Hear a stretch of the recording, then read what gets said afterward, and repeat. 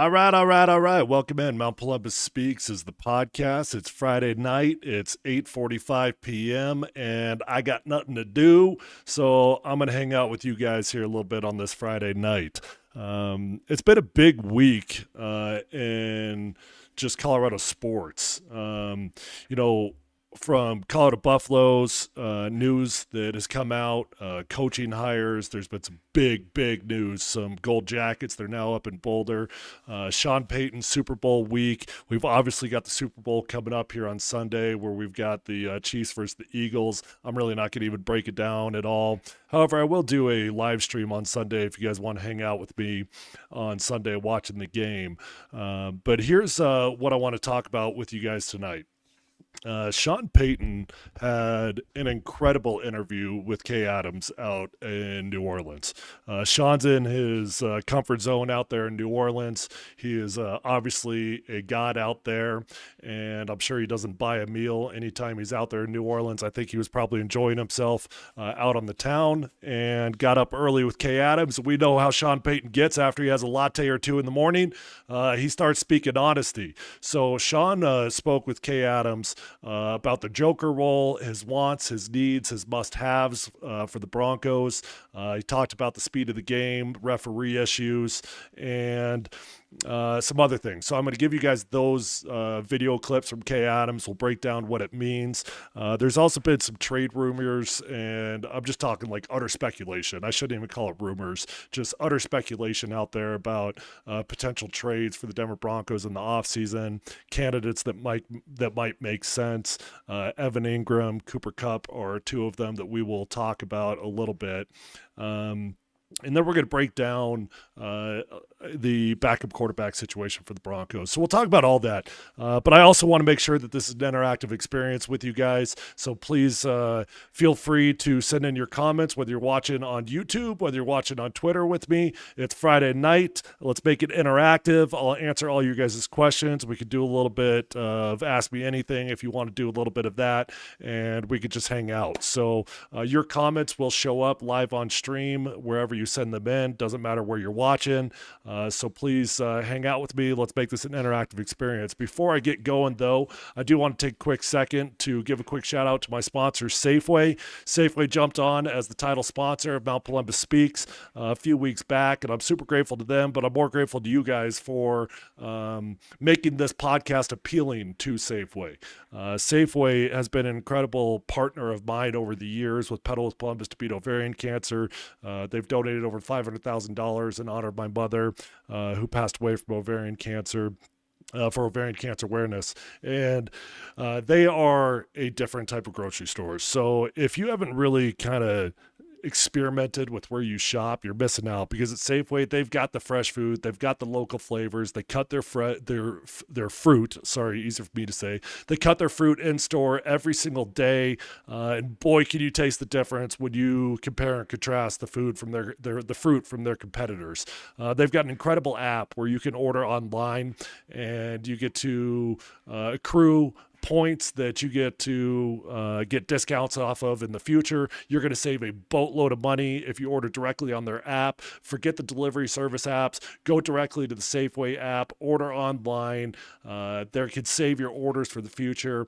So order online and Safeway will handle the rest. They'll even get it delivered directly to your door. Safeway, fresh foods, local flavors. Super grateful to Safeway, and also grateful to my buddy AC over at Ascend Barbershop, who has been my personal barber out there in Parker for over 5 years, the only barber that I've used for over 5 years. Ascend Barbershop is a luxury experience. So if you want to get a first-class cut, he's the only guy I let cut my beard. I haven't seen him, so don't let this be a judgment of him. I need to get in there in a couple days, and I will. But AC is phenomenal. If you can't get in with Alfred, ask for Anthony. I love both those guys. They're phenomenal at what they do. Ascend Barbershop out in Parker. Let them know that Tyler sent you on over. They'll get you taken care of. Okay. diving into the content of the day, when you're out there at the Super Bowl week, it's always a fun experience. You know, it used to be all the A-listers would go through Media Row, and it's been fun over the years. I've been out there a couple times as a media member covering it, and you get former players that come through. Sometimes you get some big-time guys. Sometimes you get some B-list guys. But all the head coaches, all the superstars, anybody that's up for the NFL awards. Shout out to Pat Surtain, by the way, who was named Defensive Player of the Year. That's a pretty phenomenal deal, man. Pat Surtain being named Defensive Player of the Year as a corner. I don't know if people fully understand how difficult that is to do, because corners that's not a position where you can tangibly look at the stats and be like, oh, wow, look at the year that Pat Surtain had. No, I mean, you can't judge a corner based off tackles. You can't judge a corner based off interceptions. Judging a corner is a feel thing. Judging a corner is something that you get out of respect from your peers around the league. And for Pat Surtain to be able to win it on a team that really didn't even make a significant run in the postseason, just a major credit to that dude, man. He's deserving of it for sure. More times than not, Defensive Player of the Year goes to an edge rusher. Trey Hendrickson had the most sacks in the NFL this year, and yet Pat Surtain was able to beat him out. Pat is a stud. So, you know, looking back on that draft when you could have taken Justin Fields, and George Payton passed on Justin Fields. He selected Pat Surtain. He called Pat at the time the safest pick in the draft. Some people took that as a shot, like, oh, George Payton, he just wants to take the safe guy. No, George selected the best player that was available at the time, and Pat Surtain's going to be here for a very long time. We're talking about a franchise cornerstone, a dude that's going to end up in the rafters one day. And passing on Justin Fields at the time, I'm sure was a difficult decision because we were obviously needy of a QB at the time. But man, did George Payton knock that one out of the park. You know, Micah Parsons was on the board, so maybe you could make a case that the Broncos should have selected Micah Parsons because he is an edge rusher, and edge rushers have a more tangible impact. But it's one of those things, like if you got Dan Marino or you got John Elway, do you really care which one you got? No, you don't. If you got Micah Parsons, you're happy you got Micah Parsons. If you got Pat Surtain, you're happy you got Pat Surtain. So I don't want to hear it for anybody out there, and I fight with my partner D-Mac every single day about it, and I respect the hell out of D-Mac. I'm not giving him hell. We've got a difference of opinion on it. But for anybody out there that thinks that the Broncos still should have selected a QB a few years back over Pat Surtain, you're wrong. You're wrong. You're just wrong. You knocked it out of the park. You absolutely knocked it out of the park with the Pat Surtain selection.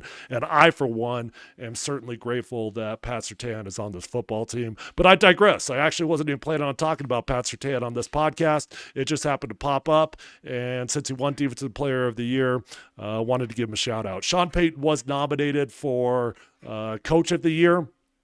That award ended up going to Kevin O'Connell from the Vikings, who was very deserving of it. I think Sean Payton only got like 1 or 2 votes for Coach of the Year. There was a point in the season that I thought Sean Payton would be in contention for Coach of the Year, but based off the way that the season ended with a few losses at the tail end there, I knew that it wasn't going to happen.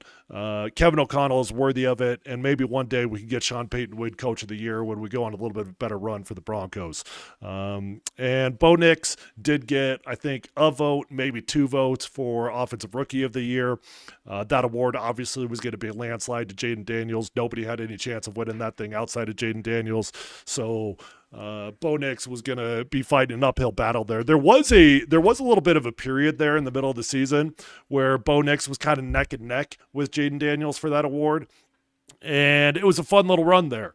But that came and it went. And then we lost a few games at the end of the year. Bo Nix threw a couple interceptions. Jaden Daniels went like this. Bo Nix went like that. Bo did finish strong. But Jaden's season was more like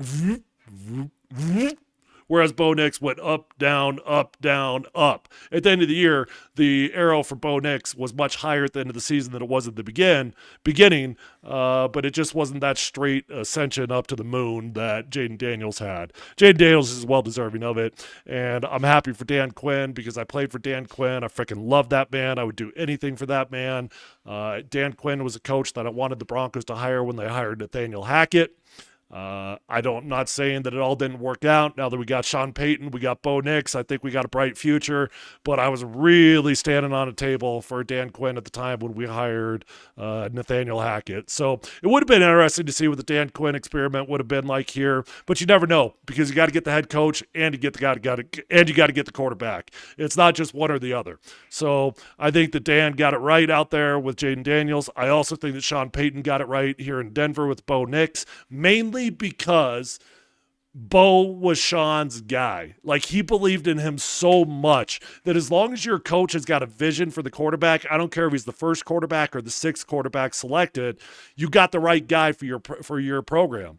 And I could easily make an argument that there was no other quarterback out there that would be a better fit for the Denver Broncos than Bo Nix for the system that Sean Payton runs, for the way that Sean Payton wants him to play football. So we're in good hands. There's a lot of people in good hands right now. There's a lot of really good rookie play going on. But what I really want to get into today is the comments that Sean Payton had out in New Orleans with Kay Adams. I got to give Kay Adams a lot of credit. I know Kay Adams is a gorgeous woman, and we all just kind of joke about the interviews that she gets because she's gorgeous, and who wouldn't want to go on air with Kay Adams? But she's talented. She's really, really good at what she does. She is a phenomenal interviewer that knows how to get the right things out of the people that she's interviewing. She presses the right buttons. She leads them. And Sean Payton loves himself some Kay Adams. Does it have anything to do with the fact that she's a gorgeous woman and he feels like he can flirt with her? Maybe. But I know this. Every time Sean Payton gets on with Kay Adams, he gives nuggets of truth that he does not give to the local media most of the time. So when Sean goes on with Kay Adams, you should pay attention. And Sean went on with Kay Adams out there in New Orleans this week, gave some really good content, talking about the Joker role, what he needs from that position for the Broncos. I'll break down what that means here in just a minute. He talked about his must-haves, his needs, his wants, and he also talked about the officiating in the current state of the NFL, whether the Chiefs are getting too many calls. So I'm going to start with the Joker role because I know we've been talking about that a lot here in Denver. If you've been listening to my radio show, if you've been following the podcast, the Joker. That's the whole conversation here in Denver about what Sean Payton wants. Look, Sean Payton was not the first coach to use players in a versatile role. He just happens to have a very specific need in his offense for a versatile player, a guy that can play running back or wide receiver, a guy that can play tight end or running back, a guy that you could just get mismatches based off of where you line him up, get him lined up with linebackers, get him lined up with DBs, based off of whatever you want for that specific play. That's what Sean Payton is looking for. So Sean did go on with Kay, and I'm going to play it here. We'll talk about it on the other side. Here is Sean with Kay Adams. Listen, I know. We're going to be a problem. I know. You've been a problem to even this Chiefs that are in the Super Bowl. I do want to ask you, you're talking about the youth of the team. There's some really interesting, you fell in love with your quarterback, you got him. Now we got the draft. We felt like we had a good rookie class. The culture, everything that you've done in such short time, right? Yeah. But now it's like, now I want you to, I love Cortland. Great veteran, insane, amazing. I know you love him too. What are we looking to fall in love with here in the next couple of months? Are we going? Can I tell you what I think? It's a fair question though, because we do the evaluation of our team. Yeah. And the purpose of that is then to establish what we call musts, needs, and wants. Must, needs, wants. Okay. So who are our musts? Your must, you need a veteran wide receiver. That's what I think. I'd like to see you. I would say we need a joker. You need a Reggie Bush. An interior, and a joker now can be a tight end or a running back that has exceptional. We were spoiled here. Yeah. When you think about it, all right, you had Reggie, you had Jimmy Graham, Jeremy Shockey, Darren Sproles, Alvin Kamara. Those are interior, either tight ends or running backs. Jokers. That they have to be elite receivers that play tight end or running back. And then you get the matchups, and we had quite a few of them here because you're getting too high defense and you have to work the inside. And so I think, where does a veteran wide receiver go in which bucket? I think a veteran wide receiver fits in a need, Not and a must yet, have. man, I would say we're stronger there than some would think. Okay. A Devon Bailey, Troy Franklin. There's a number of receivers that we drafted a year ago, we'll look closely through the middle, inside linebacker, safety. There'll be a few other positions.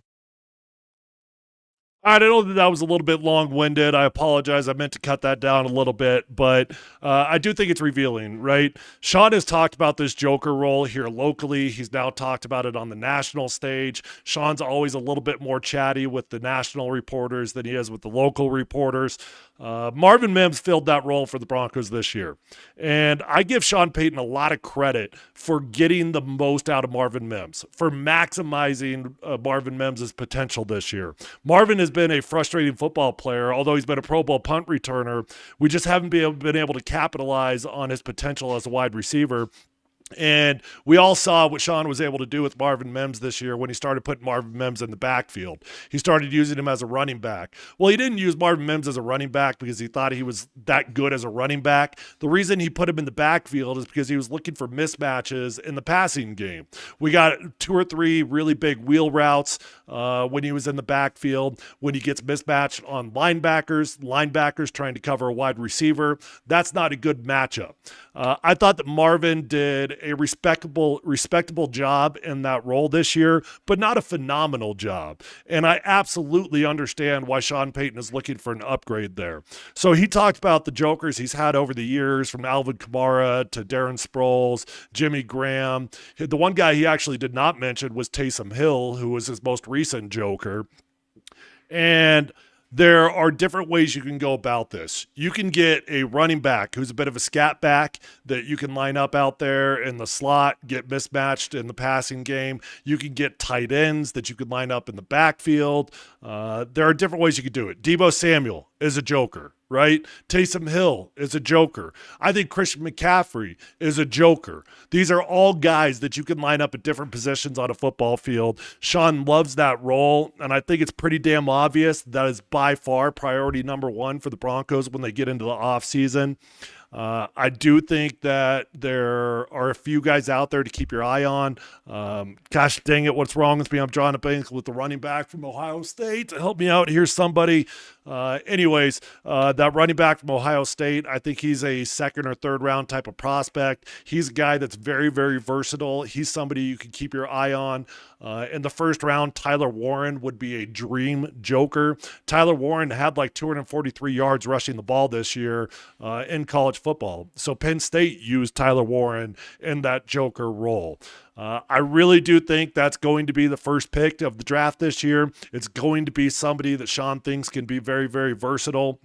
I think you've got needs, musts, wants, and I guess actually before I even go into what I would do in the offseason, I'm going to play this next clip that Sean Payton had with Kay Adams where he breaks down the must, needs, and wants. More times than not, coaches, when they're in the offseason, they get very, very coy with what their needs are. They don't want to ever acknowledge they need a wide receiver, that they need a tight end, whatever it might be. They need an inside linebacker. They just ignore the questions because they're always playing this game of cat and mouse with other teams in the NFL, whether it's in the draft, whether it's in free agency. But Sean can't help himself when he's talking with Kay Adams, and he was very, very blunt. He was very articulate, for as articulate as Sean Payton can get after a couple lattes in the morning in New Orleans after a long night out there on Bourbon Street. I thought he was very revealing. So here's Sean Payton on his must, needs, and wants in the offseason for free agency and the draft. Listen, I know. We're going to be a problem. I know. You've been a problem to even the Chiefs that are in the Super Bowl. I do want to ask you, you're talking about the youth of the team. There's some really interesting, you fell in love with your quarterback, you got him. Now we got the draft. We felt like we had a good rookie class. The culture, everything that you've done in such short time, right? Yeah. But now it's like, now I want you to, I love Cortland. Great veteran, insane, amazing. I know you love him too. What are we looking to fall in love with here in the next couple of months? Are we going? Can I tell you what I think? It's a fair question though, because we do the evaluation of our team. Yeah. And the purpose of that is then to establish what we call musts, needs, and wants. Must, needs, wants. Okay. So who are our musts? Your must, you need a veteran wide receiver. That's what I think. I'd like to see you. I would say we need a joker. You need a Reggie Bush. An interior, and a joker now can be a tight end or a running back that has exceptional. We were spoiled here. Yeah. When you think about it, All right, you had Reggie, you had Jimmy Graham, Jeremy Shockey, Darren Sproles, Alvin Kamara. Those are interior, either tight ends or running backs. Jokers. That they have to be elite receivers that play tight end or running back. And then you get the matchups, and we had quite a few of them here because you're getting too high defense and you have to work the inside. And so where does a veteran wide receiver go in which bucket? I think a veteran wide receiver fits in a need, not a must-have. Man, I would say we're stronger there than some would think. Okay. A Devon Bailey, Troy Franklin. There's a number of receivers that we drafted a year ago. We'll look closely through the middle, inside linebacker, safety. There'll be a few other positions. Must, needs, and wants. So I do think there's a little bit of danger in overemphasizing this joker role for the Broncos, because sometimes when you try to find a slash player, a dude that can do a little bit of everything, you do run the danger of finding the jack of all trades but master of none, right?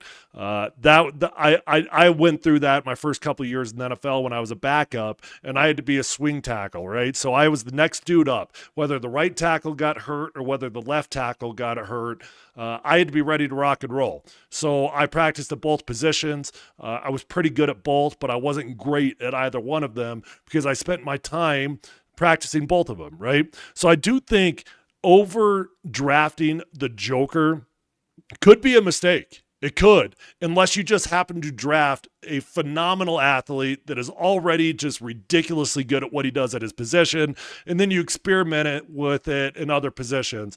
I just hope that he doesn't really overthink this thing with that joker role in terms of his musts, needs, and his wants. Get a dude that is damn good at what he does. And if he happens to be good at other things, great. You've got plenty of versatile players on this football team already. Just don't overthink this thing. If Ashton Genty, for example, is on the board as a running back, draft him. He's the best running back in the draft. Just freaking draft the dude, and you're going to have yourself one hell of a running back that's going to improve your running game. There's only one way to improve the Broncos' running game this year, and it's by getting a running back. You're not going to improve the offensive line. You're going to have the same group that's back. So if you want to get better, draft the best running back that's available. If there happen to be other running backs on the board later that might be able to fill into that joker role, okay, you could take them then. But in terms of the must, needs, and wants, Here's how I would go about the offseason. I think you got to get yourself 2 new tight ends. You got to get yourself 2 new running backs, and you need to get yourself a young wide receiver on offense, okay? On defense, I think you need to get an upgraded inside linebacker. If you can pull that off, you probably need to draft a safety at some point, and you need to get some corner help, okay? But for the most part, everything on defense are things that you can handle later on in the draft. I think in free agency, you probably should go out and get a top-flight inside linebacker. Offensively, I think that's what you're going to be going early on in the draft. So I think you could pretty much replace the entire running back room for the Broncos. You could get rid of Javonte Williams. You could get rid of Audric Estime if you want to. I think I would keep Jaleel McLaughlin because I think that he's got some versatility that is really, really good that you want to keep on this football team. So I would get a running back in free agency. Make sure you don't overpay for that. And I would draft a running back early on. I would describe that as a must for the Denver Broncos. You must get a top flight running back for next season. You must get an upgrade at tight end. Both of those are musts. I don't think those could be needs. I don't think those could be wants. You must improve your positions offensively at tight end and at running back. And then you can add a piece here and there. So get one in free agency and draft one. As far as wide receivers go, Sean actually made it pretty damn clear with Kay Adams. He likes his group. He's okay with the group of wide receivers that he's got. And I tend to agree with him. I think what I would do in the offseason, I would re-sign Courtland Sutton to a long-term deal. Hopefully you could get him done at that $20 to $22 million mark. The going rate for an elite wide receiver these days is $30 million. If you want to go get a T. Higgins, you got to pay $30 million. That's why I would just bring back the guy that we got, a guy that has jived very, very well with Bo Nix. I think it would interrupt Bo Nix's progress if you got rid of Courtland Sutton. So emphasize the guys that you've got. Add a wide receiver at some point in the draft when it makes sense. You always draft wide receivers and you always draft corners because those are your key special teams players. So in the 4th, 5th, 6th, 7th rounds, you draft a lot of wide receivers, you draft a lot of defensive backs because they're going to be playing on special teams, whether they're playing on offense or whether they're playing on defense or not. And you might just get lucky and they might be a key contributor of what you do on their core phase as well. But for me, must for this team, tight end, running back. Want would be a wide receiver. Defensively, must would be, we must improve our inside linebacker play. Wants defensively, no, needs defensively would be you need a safety and you need a corner. A want defensively for me would be you need probably more depth on the interior defensive line, in particular if you're moving on from DJ Jones and you want to replace that. There have been some fun just trade speculation. I don't even want to call it rumors because it's not a rumor. It's not like anybody's actually talking about this happening. It's just utter speculation. Bleacher Report put out their offseason trade guide. They suggested the Broncos trade for tight end Evan Ingram, and the Broncos would give up a 2025. The Broncos would receive tight end Evan Ingram and a 2025 7th round pick. The Jags would receive a 4th round pick in return. I hate it. I hate it. I do think the Broncos should sign a tight end, and they're obviously on the tight end thing as well. But I don't want to give up a 4th round pick for a 30-year-old tight end with injury concerns. He caught 114 passes in 2023, and he dealt with injuries this past season that saw the reception number go down to just 47. So he's going to cost you a boatload of money. He's going to get $14.75 million cap hit, a $14.75 million salary, and a cap hit of $19.5 million. Go get a free agent tight end and draft an elite tight end. You don't need to give up a 4th round pick for a 30-year-old tight end with injury concerns that is probably on the downhill of his career. Another trade candidate out there that people are talking about right now is Cooper Kupp. Cooper is an aging wide receiver as well.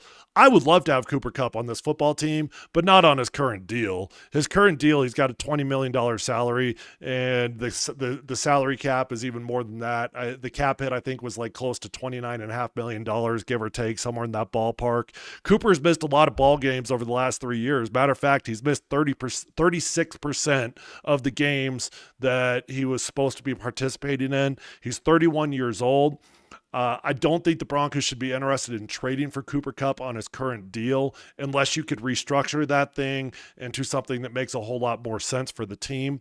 But if Cooper Kupp were to hit free agency, which I think is actually a very, very realistic possibility, the Rams are moving on from Cooper Kupp. They've already informed him that. And if you could get a 31-year-old slot wide receiver, hey, those guys are still valuable. They're not what they once were, but they're as good once as they ever were. They're just not as good as they always were, right? That's that sort of thing. Cooper Kupp could be a very, very valuable member for this wide receiver squad, just not as a trade candidate. So those are the two trade targets that I've seen out there lately. I don't think either one of them makes sense, and I don't think that the Broncos should look into either one of them. It's Friday night. I know you guys have got a lot of things going on. What's up, Christopher? I appreciate you watching me growing up. Appreciate you watching the podcast right now. I had some other things I wanted to hit with you guys, but it's already been 30 minutes. It's 9:12. I'm sure you guys got better things to do than watch Mount Polumbus Speaks podcast. I do want to thank you guys for being a part of this thing. If you're watching on Twitter right now, hit that link in my bio. Go over to my YouTube and hit subscribe. Number one, you'd be doing me a favor, and I'd be insanely grateful to you. But number two, you want to make sure you don't miss out on any of my content because I do put out content that lives only on YouTube. And if you watch this live on Twitter, you're missing out on some of my content that I put onto YouTube only. David, what's up, my man? I appreciate you always watching. Again, super grateful to Safeway, my title sponsor of Mount Polumbus Speaks. I'm super grateful to you guys. If you guys can help me grow Mount Polumbus Speaks, go on over to YouTube, hit like on this video right now, and maybe make a comment. I'd be insanely grateful to you. I'll come over and I'll pitch you on the rear end. I'll find your house. If 7 or 8 of you guys could go down the road and do that for me, I'd be insanely grateful. Man, you guys are getting active right now. As I was getting ready to get offline. But if you guys want to be active, I'll hang out a couple more minutes with you. Philip says, I want Tyler Warren, Tootin' Tez Johnson, Zach Bond. Yeah, a lot of those guys, Philip, are guys that I would pursue as well. Tez Johnson is Bo Nix's brother. He literally, I don't know if he was actually adopted by Bo Nix's family or if he just lived with Bo Nix's family. I think he actually just lived with them. But obviously he's got a great connection with Bo Nix. He lit the Senior Bowl on fire. But he's so freaking small and fragile. I just worry about how his game would hold up at the next level. But we've seen guys like with his body type not only survive in the NFL, but thrive in the NFL. I worry about the body type that Tez Johnson has. Zach Bond is obviously an inside linebacker who's playing for the Eagles right now that's going to hit free agency, that's going to be very, very coveted. I would be totally A-okay if the Broncos signed Zach Bond in free agency, but the inside linebacker that I personally covet is Dre Greenlaw. I think Dre Greenlaw is a year younger. Don't quote me on that, but Dre's been a dog since day one in this league. Zach has been a late bloomer, and he's blooming. Don't get me wrong. He's balling right now, but he's more of a one-hit wonder, whereas Dre Greenlaw has been balling from day one in the NFL. I would covet Dre Greenlaw. I'd be very, very happy if the Broncos brought in Zach Bond also. I like Alex Singleton and I like Cody Barton, but neither one of the inside linebackers that we've got on this team for the Broncos are dogs. They're both just rock solid football players. They're both guys that I respect the hell out of their game, but they both got limitations in their game. And when you've got two guys with limitations, you probably got a problem. You need at least one dog in that inside linebacker room, and then you could live with a really good football player in the other.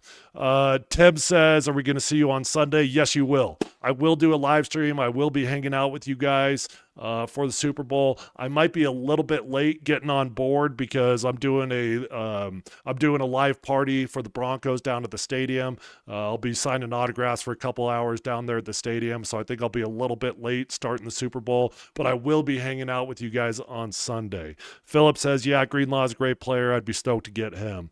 Yeah, so my free agents, I want to get a free agent running back. I want to get a free agent tight end. I also want to get a drafted running back and a drafted tight end. I want to get a free agent inside linebacker. Those are my 3 priorities in the offseason in terms of free agency and how that goes down. Everything else, you're just adding for depth. Offensive line, run it back, dude. Run it back. You got your starters locked down, and I even like the depth that the Broncos had. I like the interior depth. I like the exterior depth. I like all of it. All right, 9:15. We've gone on for about 33 minutes here. I appreciate you guys. Next time, why don't you get a little bit more interactive early on, and we can do this more often. Maybe I'll just do a video that will straight do Ask Me Anything, and we can just go back and forth the whole time here coming up. Until Sunday, appreciate you guys hanging out with me here on Mount Polumbus.